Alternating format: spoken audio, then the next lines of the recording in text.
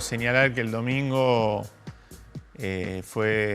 consideramos que fue una elección contundente, no digo ninguna genialidad ni nada que no se haya dicho, ¿no? Pero nosotros valoramos esa elección que hizo el Frente de Todos, nuestro frente, integrado por el Partido Justicialista y 16 fuerzas políticas más, como un acontecimiento trascendente para nuestro país.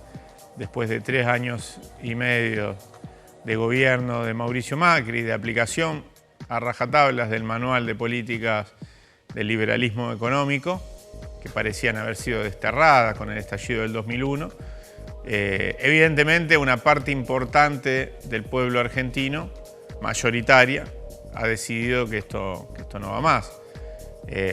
Y creo que la peor lectura que se puede hacer es la que hizo el gobierno después de eso, el mismo Macri, intentando autoconvencerse de que el problema es que hizo una mala elección. La elección es un corolario, es una consecuencia de un mal gobierno en todo caso. De un mal gobierno para los sectores populares, por supuesto, para todos aquellos que viven de su trabajo, de la producción, de la industria, del mercado interno.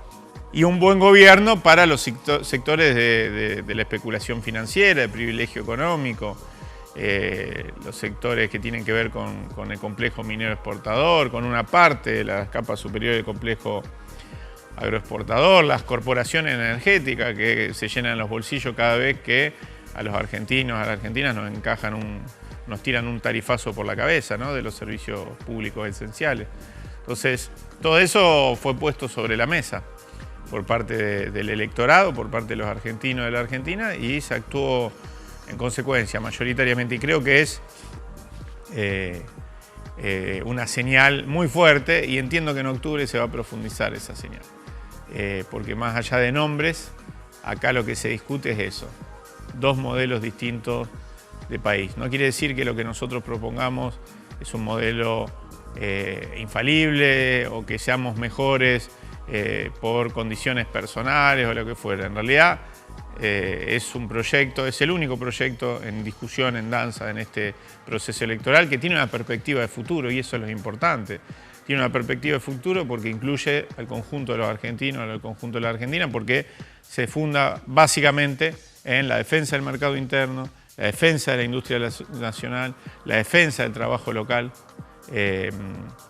y se piensa como un proyecto de país para 40, 44 millones de argentinos y no para 10 millones como este que estamos atravesando. Entonces, le doy un cierre a lo que me planteaba.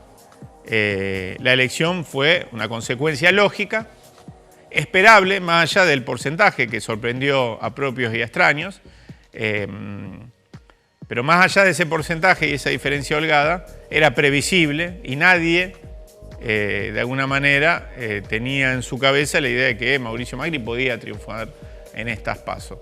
Y entiendo que para octubre esa decisión se va a profundizar, porque todo lo que hizo Macri, todo lo que hizo su gabinete a posteriori,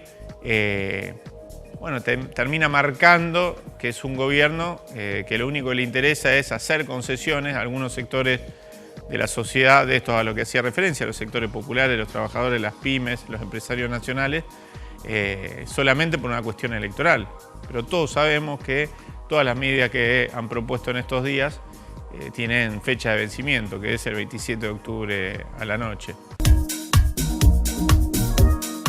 Hace unos días presentamos un nuevo informe del Observatorio Social del Transporte. El Observatorio Social de Transporte es una herramienta que creamos en diciembre del 2015 en base a un diagnóstico que hacíamos, que es un diagnóstico que entendemos seguimos sosteniendo, e incluso algunos de los aspectos críticos que hemos señalado se han profundizado en el transporte urbano de pasajeros de la Ciudad de Rosario. Un diagnóstico crítico, como decía recién. Y este último informe que presentamos confirma mucho de las denuncias que venimos realizando el observatorio. Básicamente, este informe consta de 2 ítems. Uno, un comparativo de las frecuencias formales, las frecuencias oficiales declaradas en la grilla del ente de la movilidad, que es la grilla que el ente de la movilidad publica, en la que el usuario, el vecino, puede fijarse y saber cómo es la frecuencia, en qué horario pasa el colectivo, etc.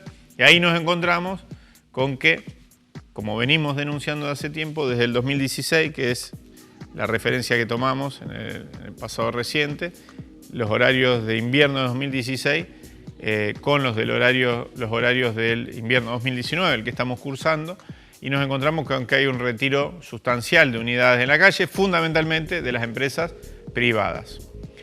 Esto se agrava a partir de que nosotros hacemos mediciones en la calle. La última, que está incorporada a este informe, el 31 de julio, de 13 a 18 horas, en la esquina de Santa Fe y La Prida, una esquina por donde, en la que analizamos durante esas 5 horas ininterrumpidas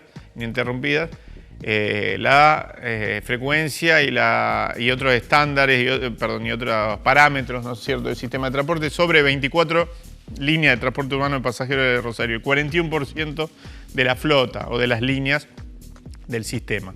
Y ahí nos encontramos, y por qué digo que se agrava, con que a esa grilla reducida de horario con respecto a años anteriores, además hay que sumarle, o restarle en este caso, que no se cumple con esa grilla, que hay menos unidades en la calle de lo que establece la grilla, que significa, por supuesto, para la empresa ahorro de material rodante, del desgaste de material rodante, ahorro de sueldo de choferes y ahorro en combustible, ¿no?, para hablar de los insumos más importantes del sistema de transporte.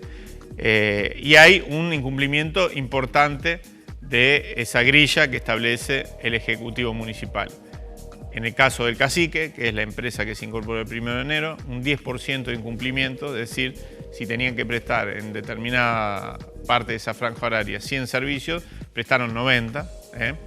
Y en el caso de Rosario Bus, un poco menos, pero también incumplimiento de esa grilla oficial. ¿En qué redunda eso? Básicamente en frecuencias promedios más altas, por supuesto, porque tenés menos unidades en la calle, se espacia más, ¿no es cierto?, el tiempo de espera entre unidades, pero además, y producto de otro fenómeno que se da, y sobre todo en la empresa privada de transporte, que es la irregularidad en la marcha, ¿no es cierto?, de las unidades, cuando sucede que aparecen 2 unidades juntas, hasta 3 unidades juntas, y después se da un tiempo de espera enorme, nos encontramos con, en esa jornada del 31 de julio, esperas en horario pico, te recuerdo era 13 horas a 18 horas, es decir, toma la salida de los colegios, la salida de muchos trabajos, de 43 minutos, 41 minutos, 40 minutos, 39 minutos, todas en líneas del Cacique y en un poco menor medida también en Rosario Bus. ¿Cuál es la lectura política que hacemos? Básicamente es que el Ejecutivo Municipal acordó con las empresas, con los empresarios privados del transporte, primero, la incorporación de estas empresas al nuevo pliego, es decir, la puesta en marcha del nuevo pliego el 1 de enero. Y segundo, hace poquito, el transbordo gratuito. En una mesa de negociación acordó que las empresas acepten lo que en principio significa en la entrada del nuevo pliego una inversión importante y en segundo lugar una pérdida de recursos producto del transbordo gratuito, se pierde una cantidad de boletos cortados por parte de la empresa, acordó eso a cambio de rescindir el servicio. Esa es la lectura que hacemos, pero esa lectura no es una lectura antojadiza, se basa en cómo viene funcionando, y acá la crítica del observatorio, históricamente o en los últimos lustros, en las últimas décadas, el sistema de transporte de la ciudad de Rosario.